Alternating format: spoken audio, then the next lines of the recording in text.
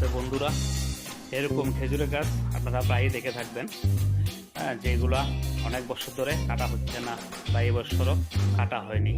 আমাদের দুর্ভাগ্য, কে কে এবছর খেজুরের রস খেয়েছেন? অনেকে খাইনি, কারণ আমরা পাইনি।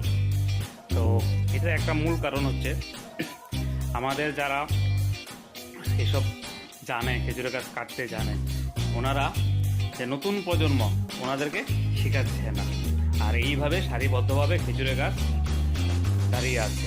হ্যাঁ, বর্তমানে 1 লিটার খেজুরের রসের দাম 50 থেকে 60 টাকা, কিন্তু আমরা খেতে পাচ্ছি না। তো যারা জানেন, আমার একটা বেকারের উদ্দেশ্যে এটা বলবো যে নতুন প্রজন্মকে আমরা এই কাজটা শেখান। আর কেউ যদি গাছ কাটো, দেখা যাক এটা পরবর্তী সময় এই গাছগুলা থেকে রস চুরি হয়ে যায়। তো আমরা যারা ভদ্র সমাজের যারা আমরা আছি, আমরা চেষ্টা করব